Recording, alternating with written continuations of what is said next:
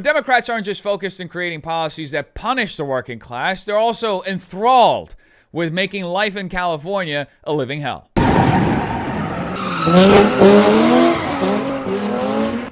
Breaking overnight, traffic stopped in downtown during a street takeover in front of Crypto.com Arena. As you can see, dozens of people crowded all around, including some standing on top of a balcony.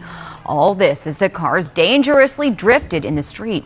People in the crowds also setting off fireworks. There were reports, we're working to verify, of a broken window and attempted looting at a store at Crypto.com Arena in that area. Eventually, police arrived to disperse the crowd.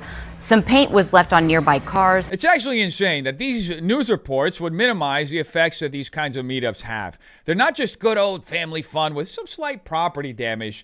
They're a public declaration that lawlessness now operates without consequence in America's second largest city. What we are seeing outside the crypto arena isn't just a harmless gathering. It's a show of force by people who know the system won't touch them.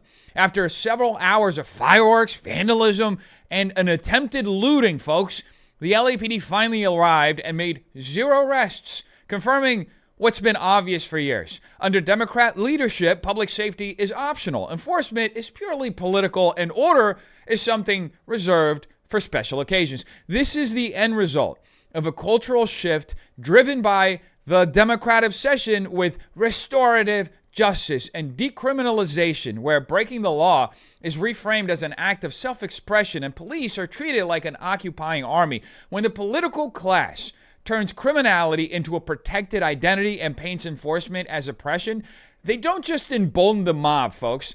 They normalize it. And once chaos becomes a civic tradition, the line between a functioning city and an ungovernable one disappears. And to be absolutely clear, folks, this kind of negligence from public officials isn't accidental, it's calculated.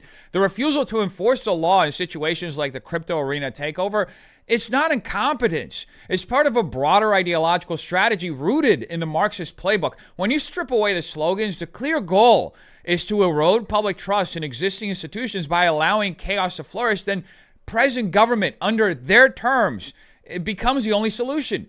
This order on the streets creates a population that's fearful, divided, and easier to control. The Democrats have learned that if you selectively enforce laws, protect certain offenders, and punish political opposition, you can destabilize society while advancing the narrative that the system is broken and must be rebuilt in their image. This isn't random mismanagement by people like Karen Bass. It's deliberate political engineering where public safety is sacrificed to reshape power structures and redefine the relationship between citizens and the state.